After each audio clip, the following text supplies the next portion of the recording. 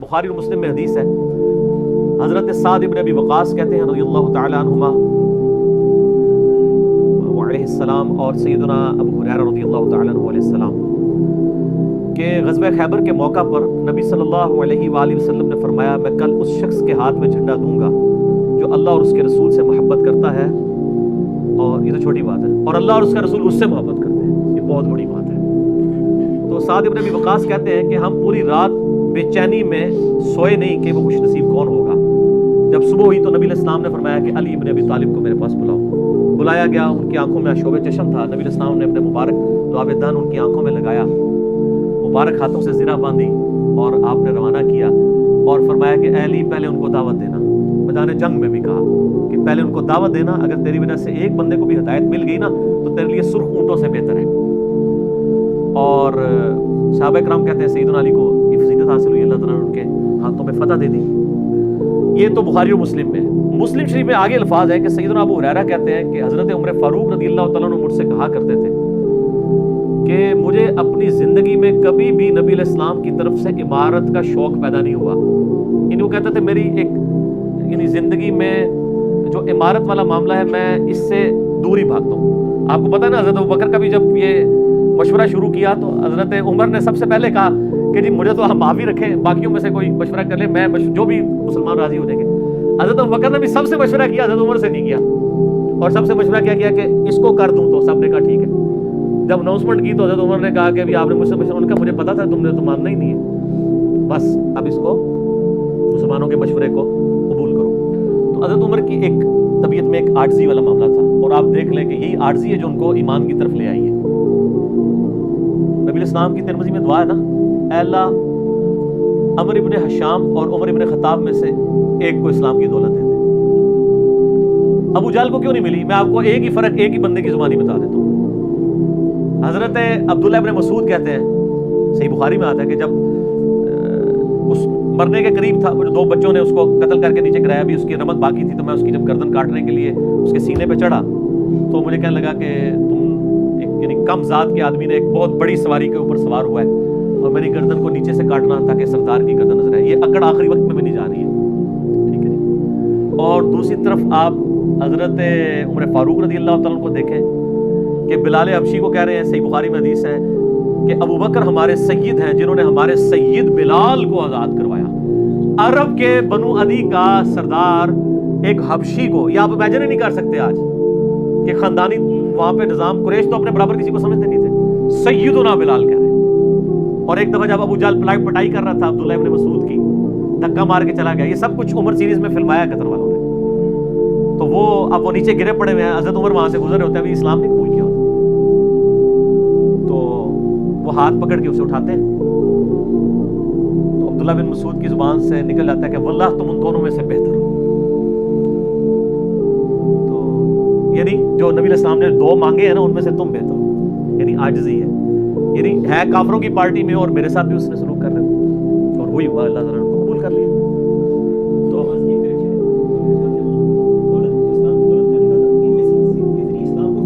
ہاں یہ بھی یہ دو علیحدہ حدیث ہیں، دو علیحدہ، ترمذی میں دونوں روایتیں موجود ہیں۔ اچھا اب آپ دیکھیں کہ سیدنا عمر فاروق رضی اللہ تعالیٰ عنہ کہتے ہیں، حضرت ابو ہریرہ کہتے ہیں مسلم شریف کی اس حدیث میں کہ حضرت عمر مجھے کہا کرتے تھے مجھے پوری زندگی کبھی عمارت کا شوق نہیں ہوا سوائے اس دن کے کہ جس دن علی کو جھنڈا ملا، مجھے بھی خواہش تھی کہ کاش نبی علیہ السلام مجھے وہ جھنڈا دیتے۔ یہ حضرت علی کے لیے بہت بڑی فضیلت ہے اس حوالے سے کہ سیدنا عمر ان پر رشک کرتے تھے۔ باقی ایک سنن کبریٰ البیہقی میں من کھڑت روایت ہے کہ حضرت عمر کہا کرتے تھے، وہ جو ایک بڑی مشہور بیان کر رہے ہوتے ہیں کہ جی وہ ستاروں کے برابر کس کی نیکی ہے، حضرت عائشہ نے پوچھا تو ان کا بھی تیرے باپ کی ہیں، تو حضرت عمر کی ہیں، تو پوچھا کہ میرے باپ کی، ان کا نہیں، ان کی تو ایک نیکی جو ہے وہ غار ثور کی سب پہ بھاری ہے۔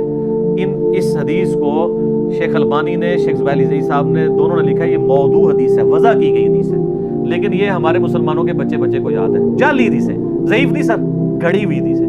اور جو مسلم شریف کی حدیث تھی وہ ہم نے آگے ایکسپلور کی ہے کہ حضرت عمر کہتے تھے مجھے علی پر رشک ہے کہ مجھے وہ جھنڈا نہیں ملا اور علی کو ملا۔ دوسری طرف سیدنا علی بھی سیدنا عمر سے بڑی محبت کرتے تھے۔ ہاں بخاری اور مسلم دونوں میں حدیث ہے، مشکات میں بھی آپ کو مل جائے گی، تیسری جلد میں، حضرت ابوبکر عمر کے فضائل کے چیپٹر میں۔ اب عبداللہ ابن عباس کہتے ہیں کہ سیدنا عمر کی میت رکھی ہوئی تھی اور لوگ ان کی میت پہ رو رہے تھے اور اپنے اپنے انداز میں ان کے اوپر سلام پیش کر رہے تھے کہ آپ کی وجہ سے اللہ نے اسلام کو اتنا عروج دیا، رومن اور پرشین امپائر گر گئی، یرموک اور قادسیہ میں اللہ نے مسلمانوں کو فتوحات دی۔ اور کہتے ہیں اتنے میں ایک شخص میرے پیچھے آگے کھڑا ہوا، کیونکہ میں بھی میت کے سامنے بیٹھا ہوا تھا، اس نے میرے کندھے کے اوپر آگے یوں گونی رکھ لی اور اس نے سیدنا عمر کی میت کو مخاطب کر کے کہا کہ اللہ تجھ پہ رحم کرے اے عمر ابن خطاب۔ میں نے اللہ کے محبوب صلی اللہ علیہ وآلہ وسلم سے بارہا سنا تھا کہ میں ابو بکر اور عمر فلاں جگہ گئے، میں ابو بکر اور عمر داخل ہوئے، میں ابو بکر اور عمر نکلے، مجھے امید تھی کہ تم اپنے ان دو ساتھیوں کے ساتھ جا کے ملو گے۔ کون سے دو ساتھی؟ سیدنا ابو بکر اور سیدنا محمد رسول اللہ صلی اللہ علیہ وآلہ وسلم۔ اور اللہ کی قسم اس روئے ارض پہ تم وہ شخص تھے کہ مجھے خواہش ہے کہ میں تمہارے اعمال کے ساتھ اللہ کے حضور پیش ہوں۔ ظاہر ہے اتنا بڑا عروج سر، انسانی تاریخ کا سب سے بڑا ریولوشن نبی علیہ السلام کا، اس کی ایپیکس سیدنا عمر کے دور پہ ہوئی ہے، اور یہ اللہ کا معجزہ ہے۔ نبی علیہ السلام کی مبارک زندگی میں انقلاب آتا نا تو اس طرح کے تو بہت لیڈر پہلے بھی آئے تھے جنہوں نے اپنی زندگیوں میں انقلاب لے کے آئے تھے۔ یہ معجزہ یہ تھا کہ وہ شخص دنیا سے چلا گیا، ہزاروں اس کے ماننے والے مرتد ہو گئے عرب قبائل، اور چند مخلص ساتھی ساتھ ہیں، اس کے باوجود اللہ نے رومن اور پرشین امپائر الٹوا دی ہے۔ کتنا بڑا معجزہ ہے۔ اگر نبی علیہ السلام اپنی مبارک زندگی میں کر جاتے، وہ تو اسکندر اعظم بھی کر گیا، بعد میں چنگیز خان نے بھی کیا، بڑے بڑے لیڈر آئے۔ یہ ڈفرنس ہے، ایک یہ ڈفرنس، اور دوسرا ڈفرنس یہ کہ نبی علیہ السلام نے اپنی وفات کے بعد 10 سال بعد، 20 سال بعد، 30 سال بعد، 50 سال بعد، ایون 500 1000 سال بعد ہونے والے واقعات کو بھی بیان فرما دیا کہ یہ ہوگا۔ آج تو ہم تاریخ میں دیکھ سکتے ہیں کہ وہ سب کچھ ہوا ہے۔ اگر آپ کو شوق ہو تو دلائل النبوہ امام بیہقی کی کتاب ہے، 3500 حدیث پہ 5ویں صدی ہجری میں لکھی گئی ہے۔ اس میں 500 سال میں جو نبی علیہ السلام کی پروفیسیز پوری ہوئی ہیں نا، منوان اسی طریقے سے موجود ہیں۔ بخاری مسلم میں جو حدیثیں ہیں تاتاریوں سے جنگوں والی، وہ اس وقت تک نہیں ہوئی ہوئی تھی، حدیثیں تو پہلے سے موجود تھی، آج تو ہم ان کو بھی درست مان رہے ہیں۔ ٹھیک ہے، نبی علیہ السلام نے پریڈکشن کی تھی کہ ان قریب کیسر روم ختم ہوگا، قیامت تک کوئی کیسر نہیں ہوگا، بخاری مسلم کی حدیث ہے، اور دیکھ لیں قیامت تک کوئی کیسر نہیں ہوگا۔ ان قریب پرشین امپائر ختم ہوگی اور قیامت تک کوئی کسرا نہیں ہوگا۔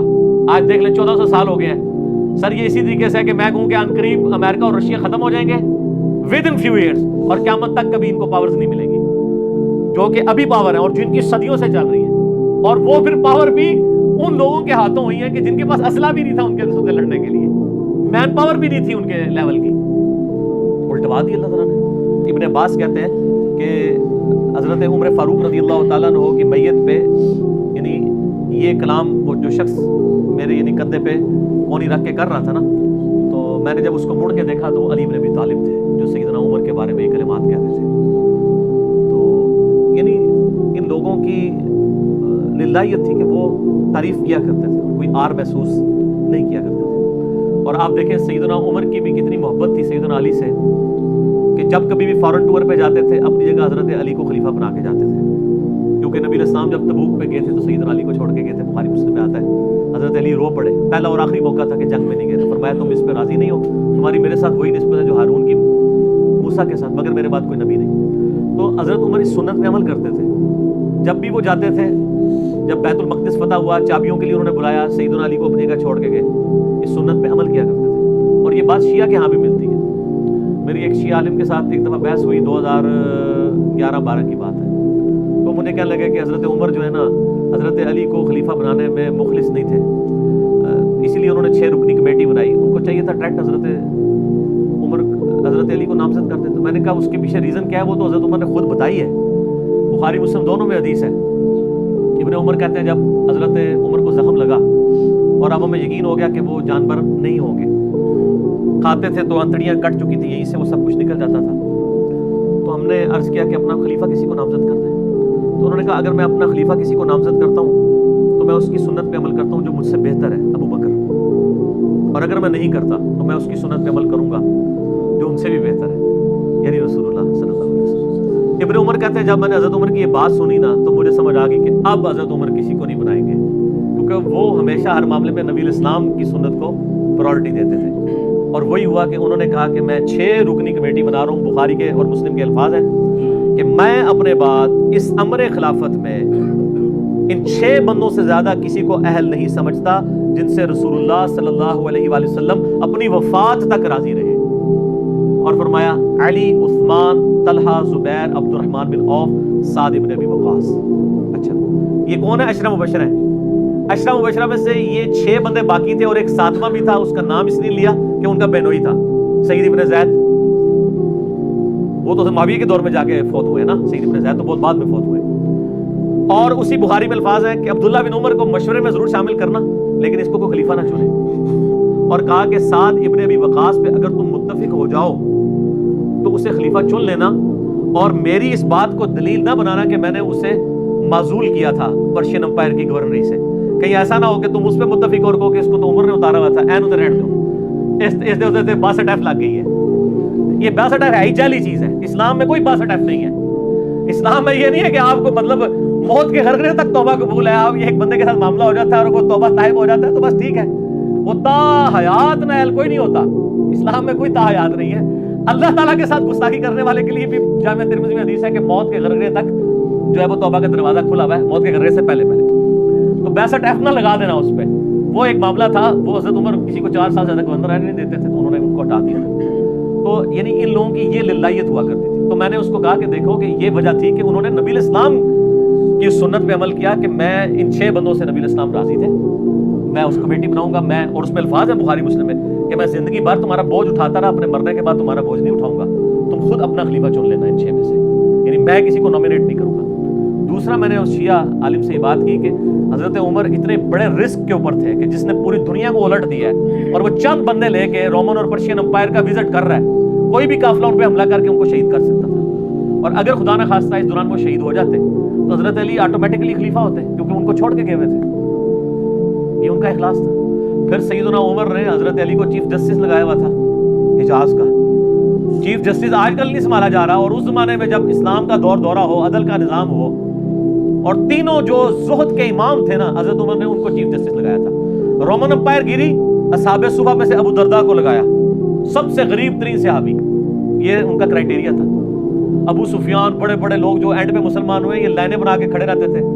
حضرت عمر ان کو نہیں ملتے تھے جب تک باقیوں سے فارغ نہ ہو جائے. وہ کہتے تھے ہم سردار ان کا نہیں، تم اسلام میں بعد میں آئے ہو.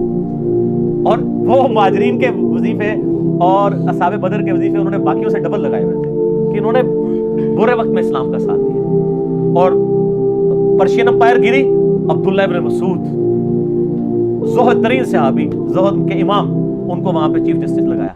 اور حجاز کے اندر سیدنا علی کو لگایا. اور اس سے بھی بڑھ کے سیدنا علی بن ابی طالب کی ایک بیٹی ہے ام کلثوم، سیدہ فاطمہ سے ان کا رشتہ مانگا سیدنا عمر کہ میرا اہل بیت رسول کے ساتھ رشتہ بنے. صحیح بخاری میں بھی اس کا ذکر اشارتاً موجود ہے ام کلثوم کا. شیعہ اور سنی دونوں کے ہاں ان کی کتابیں تو مانتی ہیں، بابے نہ مانے تو علیحدہ بات ہے. کتابوں میں موجود ہے کہ سیدنا عمر فاروق کی بیوی تھی ام کلثوم، اور سلام اللہ علیہا. اس کی وجہ سے یعنی انہوں نے ایک فخر محسوس کیا کہ میرا اہل بیت کے ساتھ ایک رشتہ داری والا معاملہ ہو جائے. تو سیدنا عمر اس طرح کے معاملات کے اندر اہل بیت کے ساتھ بہت حسن سلوک والا معاملہ کیا کرتے تھے. اگرچہ ان کی طبیعت میں سختی ضرور تھی لیکن جو دین کے معاملے میں تھی وہ ساری سختی اپنی ذات کے معاملے میں نہیں ہوا کرتی تھی. صحیح مسلم میں ایک حدیث ہے، اسی میں کنکلوڈ کرتا ہوں کہ سیدنا عمر نے ایک خواب دیکھا کہ مجھے ایک مرغے نے خواب میں ٹھونگے ماری ہیں.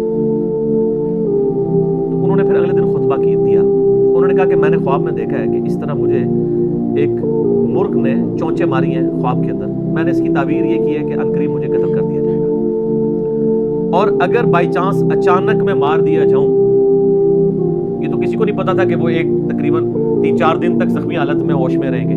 اچانک بھی تو مر سکتے تھے اگر گردن ادھر جاتی. اگر میں اچانک مار دیا جاؤں تو تم اس امر خلافت کو ان 6 بندوں سے باہر نہ جانے دینا. صحیح مسلم میں ان 6 بندوں کے نام نہیں ہیں لیکن بخاری میں وہ نام بھی ہیں، سیدنا علی، عثمان، طلحہ، زبیر، عبد الرحمن بن عوف اور سعد بن ابی وقاص. اور انہوں نے کنسنسس کے ساتھ پھر بعد میں سیدنا علی اور عثمان ہی بچ گئے تھے، ان میں ٹائی پڑ گئی تھی، تو الٹیمیٹلی پھر حضرت عثمان کو چن لیا گیا۔ تو اگر میں اچانک مار دیا جاؤں تو ان 6 بندوں سے باہر کسی کو خلیفہ نہ چننا، اور مجھے پتا ہے کہ جب تم ان 6 بندوں میں سے کسی کو خلیفہ چنو گے تو کچھ لوگ تمہاری مخالفت کریں گے، اور یہ وہی لوگ ہیں جن کو میں نے اسلام کی خاطر اپنے ہاتھوں سے مارا ہوا ہے، یعنی وہ لوگ جو بالکل اینڈ پہ مسلمان ہوئے ہیں، جن سے ہم نے غزوہ بدر، خندق، احد لڑی ہوئی ہے۔ اب یہ اینڈ پہ مسلمان ہوئے ہیں، کیونکہ وہاں پہ بھی انہوں نے حکمرانی دیکھی ہوئی ہے، تو یہاں پہ بھی ان کی خواہش یہ ہوگی کہ ان میں سے کسی کو خلیفہ چنا جائے۔ تو جب تم دیکھو کہ ایسے لوگ اس خلافت کے دشمن ہیں، 6 میں سے کسی بندے کی خلافت کے مخالفت کر رہے ہیں، تو تم سمجھ لینا کہ یہ لوگ اللہ کے دشمن، اور دوسرے الفاظ تو بڑے سخت ہیں، کافر ہیں۔ اب اس کی انجینئرنگ میں نہیں کرتا، وہ پھر کسی اور طرف بات چلی جائے گی۔ آپ میرا ریسرچ پیپر واقعہ کربلا کا حقیقی پس منظر 72 صحیح الاسناد احادیث کی روشنی میں، جس میں نے 200 روایتیں اکثر بخاری مسلم سے پیش کی ہیں، اس کے سٹارٹ میں نے حدیث لکھ کے پھر لکھا ہے کہ اب آئندہ صفحات میں آپ کو پتہ چلے گا کہ سیدنا عمر اسلام کا دشمن کن لوگوں کو سمجھتے تھے، اور یہی الفاظ صحیح بخاری میں عبداللہ بن عمر نے بھی استعمال کیے تھے۔ کس کے بارے میں کیے تھے وہ ہمارا ریسرچ پیپر